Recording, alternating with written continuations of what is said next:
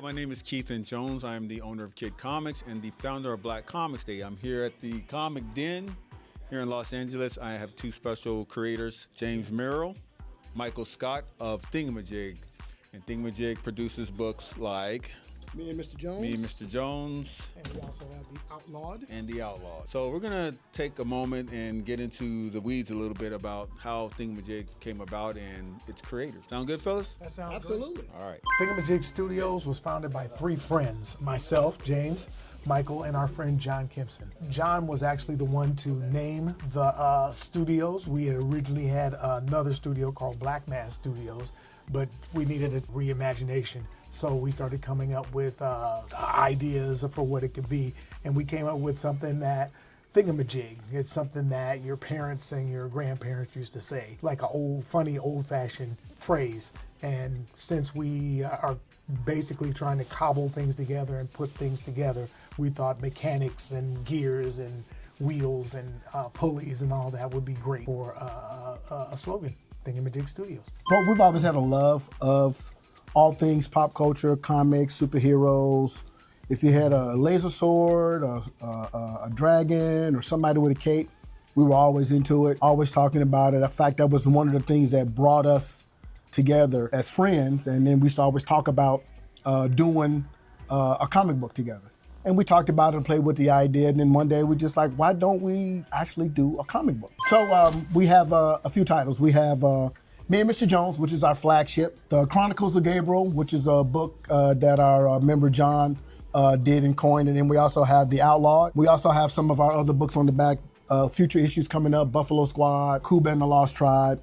But those three books that we just named are the ones that are currently in production that we have issues out. As far as about them, if you want to know each about them, Me and Mr. Jones, the greatest story you've never heard of is how I coined that. The classic Universal monsters, Frankenstein, the Mummy, the creatures from the Black Lagoon, they had kids, so they came up missing. So Mr. Jones, who's a vampire, he said, monster lives matter. I'm gonna open up a foster home. So every culture has their own folklore and mysteries. How we introduce the diversity is every time we introduce a different kid from a different region of the world, we look and see what kind of mystery or monsters that they have. We have Chewie, he's Hispanic, he's a chupacabra. We have an Egyptian kid, a German boy. Future issues, we'll introduce different kids from different regions, look at that region and see what the culture is, and that's how we'll introduce that diversity. That's our flagship, Me and Mr. Jones. You know something, particularly being Black creators, actually I always thought it was pretty easy to be a Black creator.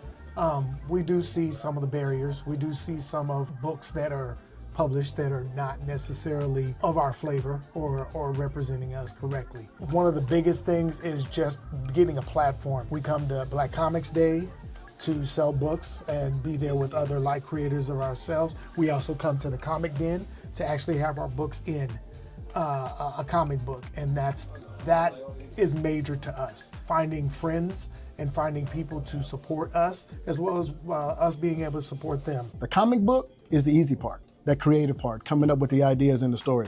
The business part is just that, like you said, funding, getting your book out there, getting it into the hands of the people who are going to see it and read it, comic book shops, doing different shows, having that like-minded thing, utilizing social media. The comic book business at the end of the day is a business. And the most challenging part is that business part of it. The comic book part is easy, coming up with the ideas, and the creative part, that's the fun stuff. It's the business part that makes it challenging, but we're in it for the long haul. Absolutely, gotta have your fun. Our vision has always been to get our series, our characters animated, and have those come on a regular station. Being able to have control and creative control, and being able to do what we need to bring in more fans and bring in obviously more profit, because the more that profit we have, the better we can do and afford. I'll say the first time we went, didn't know what to expect. Being part of almost not at the inception, but early on, and now as it's grown every year, it gets bigger, and to be on the ground floor of this has been a real good thing for us. It's kind of the start of our season. We try to make sure that we have our flagship book come out, and we always premiere it at Black Comix Day. That starts our season. We do other shows, but Black Comix Day is the pinnacle. It's like our Rose Bowl. It's our San Diego Comic-Con.